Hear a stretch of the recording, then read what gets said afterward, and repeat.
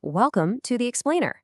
Today, we are jumping right into George Orwell's absolute classic, Animal Farm. We're going to trace how a hopeful revolution, born from a dream of freedom, spirals into a complete and utter nightmare. So, here's our game plan. We'll start with the dream that kicked everything off, and the amazing victory that followed. Then, we'll get into the new laws they created, see how power starts to corrupt, watch Napoleon's brutal takeover, and finally look at how the rules themselves get completely rewritten. Everything, and I mean everything, starts with this one simple, powerful idea. Old Major doesn't just list their problems, he gives them a diagnosis. He points a finger at the single source of all their misery, man. It's a call to action that sets the stage for everything to come. Okay, so picture this, Manor Farm. It's not a happy place. It's run by a farmer, Mr. Jones, who's neglectful at best. But then, one night, an old, respected pig named Major pulls all the other animals together. He's had a dream, and it's about to plant the seed for a full-blown rebellion.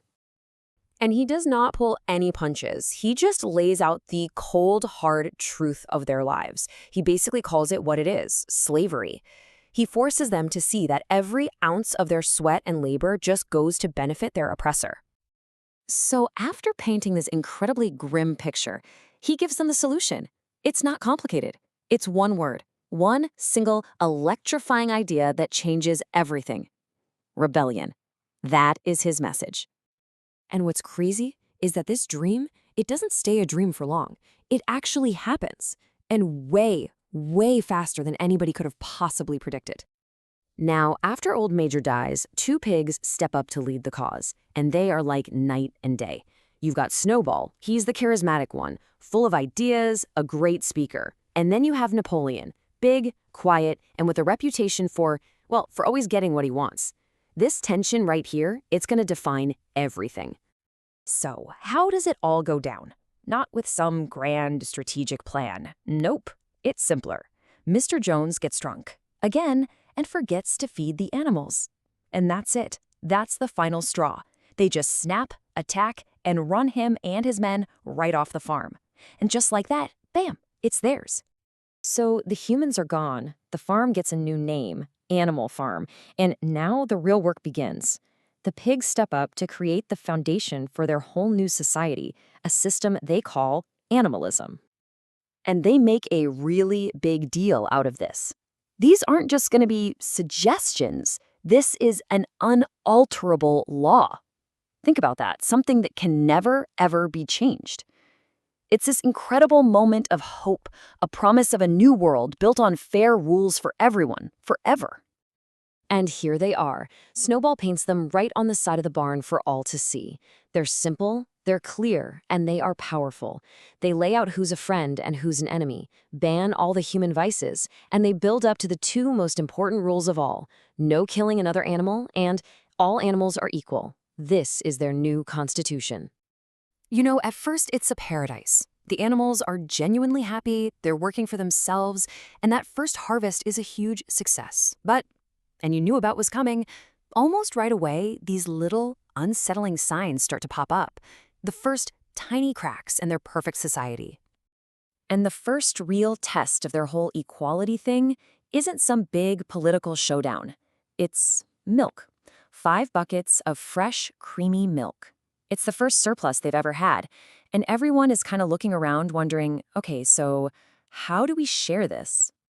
But when they get back from working in the fields, it's just gone. No vote, no discussion. It vanished. And that quiet, little, unexplained moment, that's the first real red flag. The first time the promise of equality is broken. Oh, and the explanation they get is a masterpiece of manipulation. A pig named Squealer, who is incredibly persuasive, comes out and says, "Comrades, you don't understand. We pigs are the brain workers. We have to drink this milk, for your sake." And then he drops the ultimate weapon, fear. You wouldn't want Jones to come back, would you? Game over. Debate silenced. So, remember that tension between Snowball, the visionary, and Napoleon, the manipulator?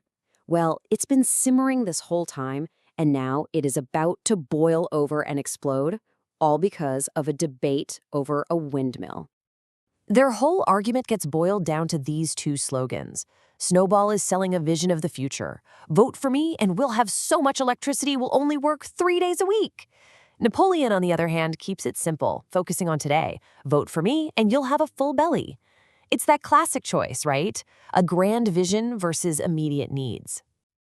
At the final debate, Snowball is on fire. He gives this amazing speech, and he's clearly winning over the crowd. The vote is about to go his way. But then Napoleon, who's been quiet the whole time, lets out this strange, high-pitched whimper. Turns out that whimper wasn't a sound of defeat. It was a signal. Because what nobody knew was that Napoleon had secretly raised 9 puppies to be his own personal, loyal, and totally ferocious secret police. And now, he's just unleashed them. These giant dogs come tearing into the barn and go straight for Snowball. It's pure chaos. He barely escapes with his life, chased right off the farm, and is never seen again. And in that one shocking, violent moment, the debate is over, not by votes, but by brute force. Democracy on Animal Farm is dead. With Snowball gone, Napoleon doesn't waste a second. He gets up and announces that debates are finished.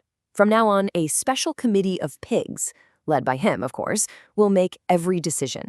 It's a complete systematic takeover of power. So what happens to those unalterable laws? Well, they start to change. The pigs move into the farmhouse, they start sleeping in beds, and the other animals think, hey, wait a minute. But when they go look at the barn, the commandment now reads, no animal shall sleep in a bed with sheets. Squealer just explains that they remembered it wrong, and suddenly the pigs are in the clear. And this tactic gets way, way more sinister.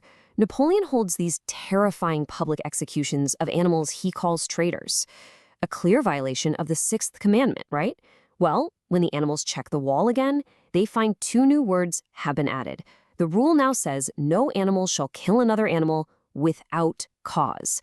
And just like that, a brutal massacre is twisted into an act of justice. And this really gets to the terrifying heart of the story, leaving us with this one chilling question. When the people in power can literally change history, change the laws, and even change what you remember, what's left to believe in? Because that's how the very idea of truth dissolves. And that's exactly where tyranny gets its strongest foothold.